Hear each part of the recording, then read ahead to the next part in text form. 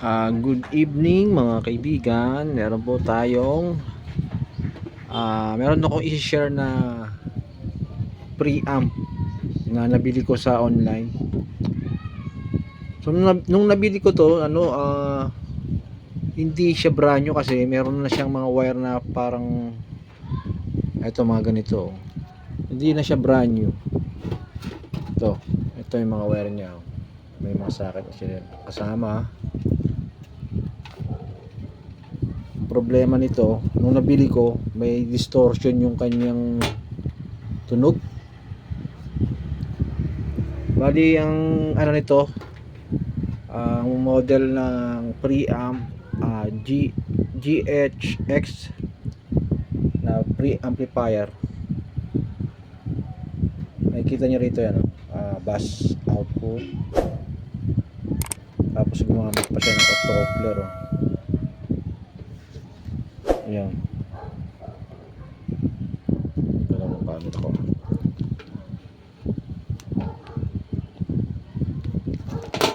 Bali, yung nasa picture nito, magkaiba eh.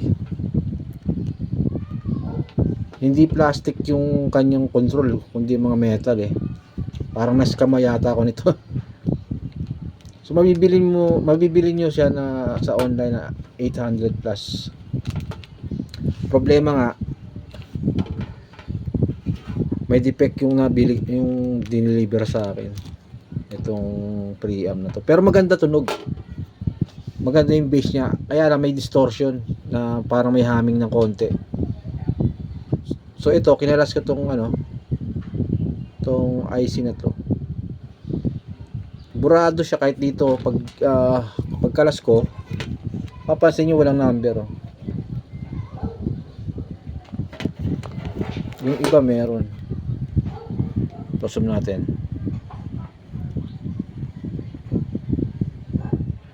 Lagyan natin ang lights.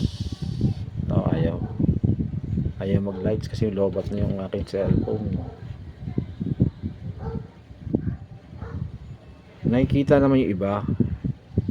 Ito lang talaga yung burado. Itong tinanggalan ko ng pyesa. Wala naman akong diagram nito. So ito yung kanyang ito yung kanyang number. Ayan. TL072. Yan, lahat yan TL072. Yung naiiba ito burado. So wala tayong pagkukunan kung anong klaseng IC yan. Pero nagtry ako. Magta-try ako.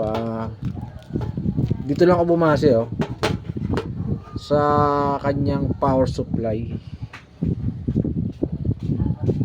Ito, kuha lang ako ng ballpen. Makapansin nyo, ayan nag-blur. Ito.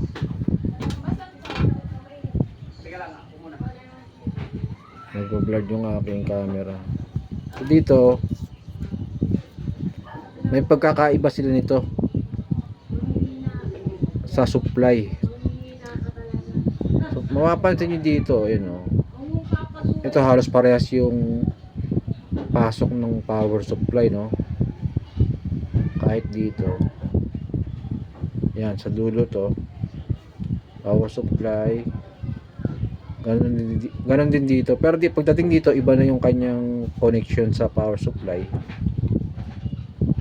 Kaya nag-research ako sa Google. Ito yung nakuha ko. Ang number nito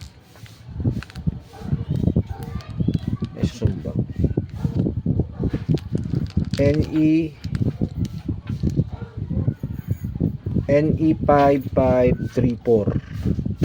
Yun yung ang IC na preamp, OP amp na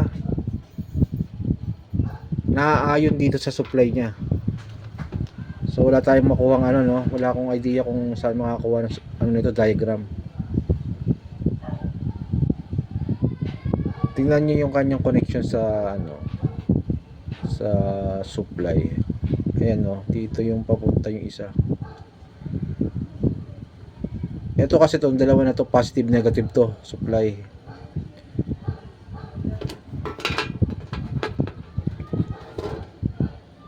So magta-try na lang tayo guys, try na lang ako kung ubra yung nabili kong pyesa sa Quiapo. Itong IC na to.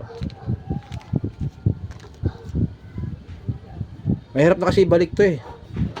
Ang mahal pa naman ito, nasa 850. Tapos pag testing mo sira pala, meron distortion yung sounds. So, bali bumili na rin ako ng ano nito, kasama yung socket nya. May socket to eh. Saan ba yung socket nito? Kaya hanapin ko lang ha.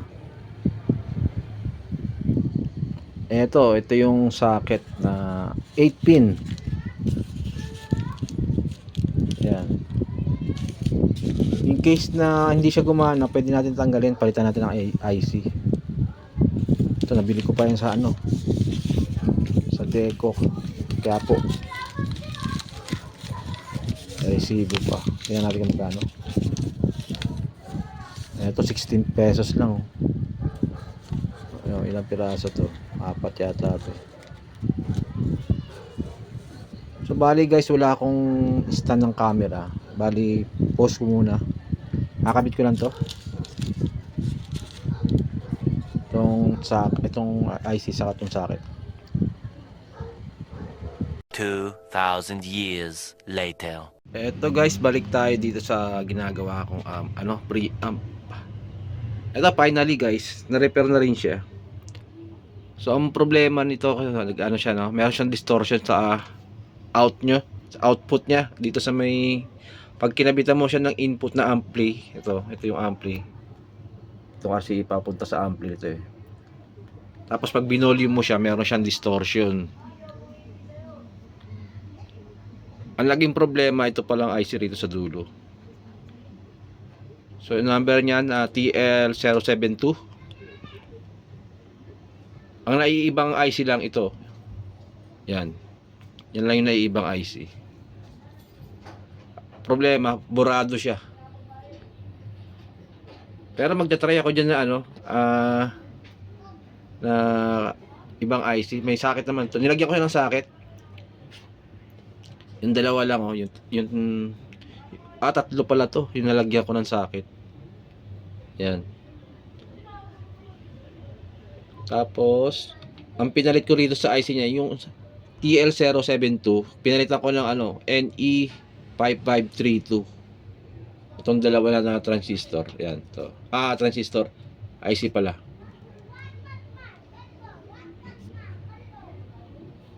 Ito pwede rin natin itong palitan eh. Pero nag-normal na siya eh. Maganda yung base niya guys.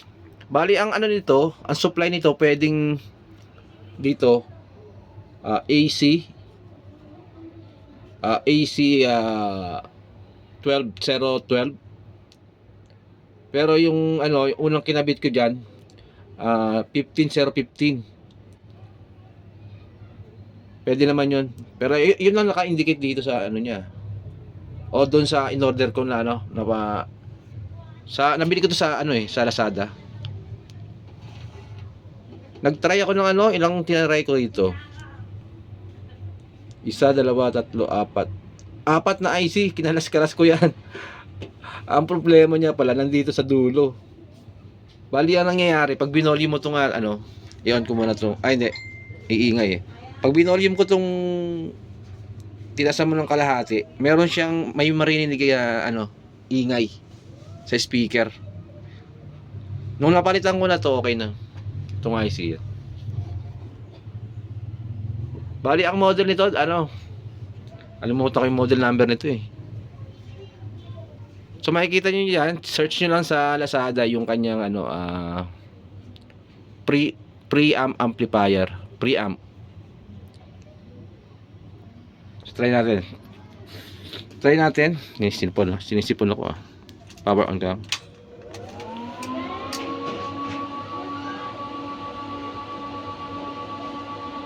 Ayun, wala na. Ayan Wala kayong marinig na humming, oh. Mag-play tayo ng music. Ito sa bass to eh. Ito yung may may tweeter tong isa. So hanap tayong music dito, testing natin.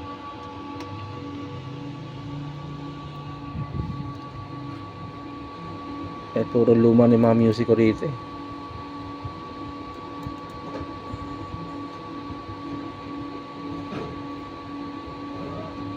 Disco mix.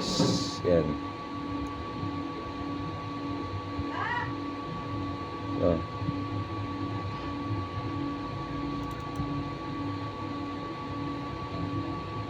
Kahit anong music na basta mapatulog din natin to.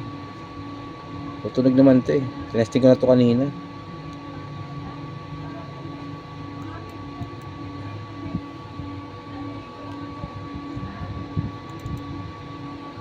Ayan. Volume ko po.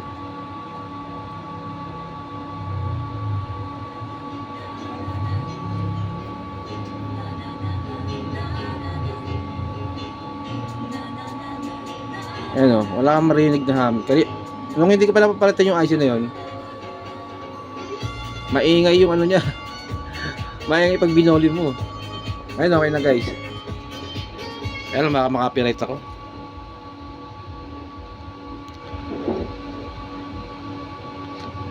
Okay. So sana hindi ako na-copyright mga guys. Kasi once na copyright ako, dinidelete ko na kaagad para hindi tayo masapol sa ano eh. Yung kay kay Google kay Google ba yung kay YouTube. So hanggang dito na lang guys yung ating video, no.